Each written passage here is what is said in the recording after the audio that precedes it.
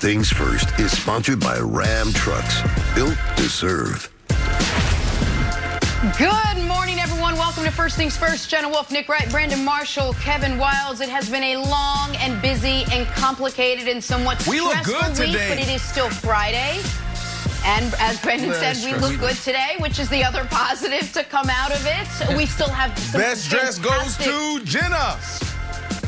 Well, thank you very much. You know, forget what I was saying. If you want to talk about how well dressed I am, I'm happy to table everything I was saying. So we're in the middle of winter in New York. Sorry, Jenna. I apologize. Why is Wild so tan? No. There's a great Seinfeld line to why Wilds is tan. I refuse to use it. Might be. Hey, we start this morning in the Bay Area. A very depleted Niners team hosting a very hungry and out to prove something Packers team. Seems like a fair matchup. And to the surprise of nobody, Aaron Rodgers feasted on the opportunity. 305 passing yards, 4 touchdowns for him. And how about this? 10 catches, 173 yards for Davante Adams. Packers win. Packers improve to 6-2. So, Brandon, was Rodgers and Adams' big night against a very depleted Niners team? Was that something or was it nothing? Depleted, decimated. Jimmy Garoppolo out of there. You got the tight end. Kittle out of there. Raheem Mostert out of there. 3 wide receivers out of there. Trent Williams out of there. Go to the defensive side. Nick Bosa, D4 out of there. Richard Sherman out of there. And so many more guys. So, yes, it was nothing, Jenna. Did they play well? They played phenomenal. Great job getting back on track. But at the end of the day, it's nothing. They had $80 million of cap on the sideline. So this is nothing, but it does mean something in that locker room, just getting a win, just going out there, touching the ball, making a few tackles. But, Nick, I don't know how you see it, but if I'm the Green Bay Packers, I'm looking at it like, maybe in 2 weeks when we play somebody, it could be something. So I mostly agree with you. Here's why I think it is kind of something. Because while there was not much to gain for the Packers yesterday, there was an immense amount to lose. If they lost that game, given the Niners' injury situation, it's an unmitigated disaster.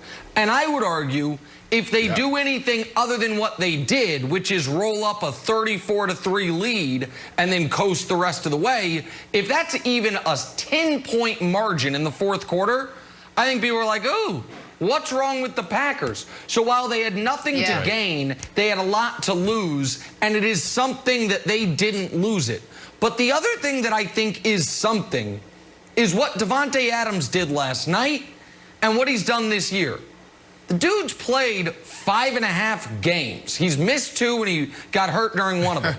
But I think he leads all receivers in fantasy points. Now, I don't really care about fantasy, but it speaks to his wild production. Wilds, there have been 15 games in the NFL all year where a wide receiver went for at least 150 yards. Davante Adams has 3 of them by himself. And I know he's Aaron Rodgers' favorite target, and I know Aaron Rodgers gets most of the credit. But Davante Adams, I feel like, is kind of flying under the radar a bit as a guy who maybe should be in the discussion as one of the 3 best receivers in football. He's certainly one of the most productive receivers in football, Wilds. So he should be. After the game, he says it's fair to say I'm the best wide receiver. And it wasn't like a wildly conceited statement. That's just the facts, and the numbers bear it out. So not only did he have a ton of yards and he leads the league with 8 touchdowns, he also had this 4th and inches play, which just is like an amazing call. Like 4th and inches, what are we going to do? Like, let's throw the ball to Davante Adams. So, Brandon, I know you said that this game was a lot of nothing because the Niners had everybody out. But to me, I don't think that takes away anything that Davante Adams did. Like, he keeps on piling up these yards per game. Here they are, top 4. And this really works perfectly. Very rarely do stats line up so perfectly with the way the world actually is. Here it is. Davante Adams, number 1. DeAndre, number 2. Julio Jones, number 3, and your buddy DK Metcalf, number 4. Those are the top 4. There's no outliers, nothing weird going on. Just the top 4 wide receivers also lead the league in yards. So do you think, because they played the depleted 49ers, that somehow takes away from his stats? No, not at all. I mean, that's his job. Okay, you know, good. his job is to go out there and produce.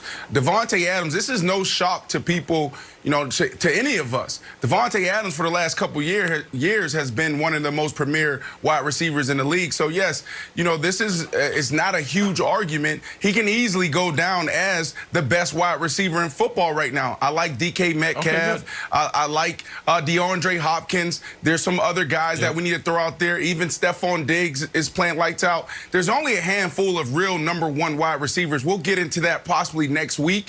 But right now, Wilds, you are dead on. This guy's playing phenomenal. And I just want to add one other quick thing, Jenna.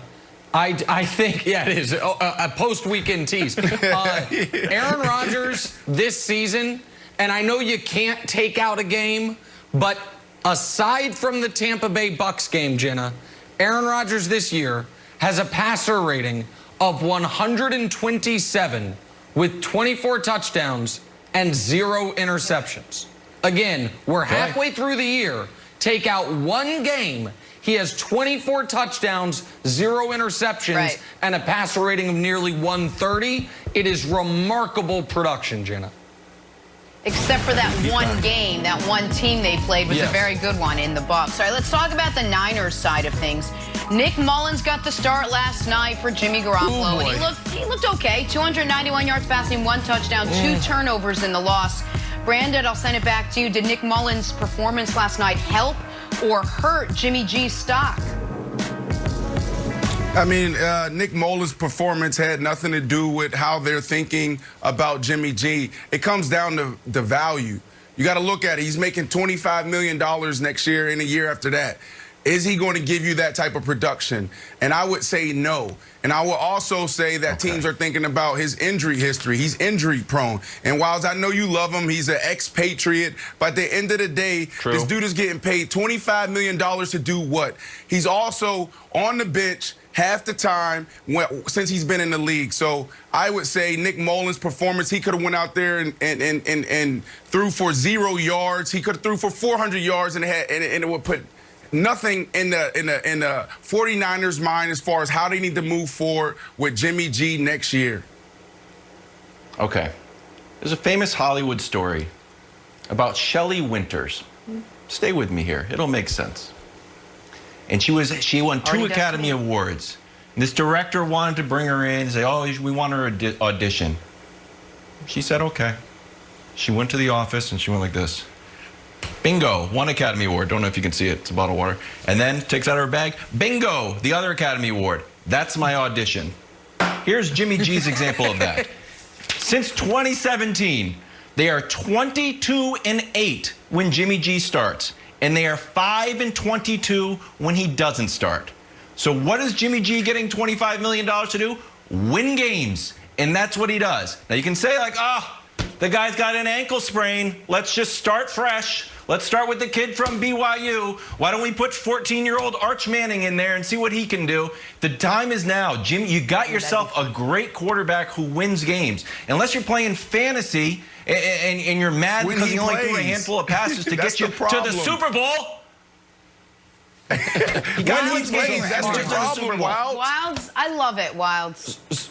Go ahead, Brandon. So real quick, Brandon, you're saying the problem is availability. I'll take it a step further. I think the problem is he's not good. He being Jimmy Garoppolo. I agree with you, Brandon, in this. I don't think Nick Mullins' performance had a huge impact on Jimmy Garoppolo because I think they're evaluating him on his own outside of how Mullins looked. Now, if Mullins had played great and looked awesome, I do think it would have damaged Jimmy because it would have spoke to how maybe set up any quarterback is to succeed in that offense. But I am going to tell you whose stock was improved by Nick Mullins' performance yesterday, which I actually thought was way worse than the numbers. He tried to throw multiple other picks. He looked lost. Like, I think that if you didn't watch the game, the numbers kind of belie how bad he was. You know whose stock was helped by it?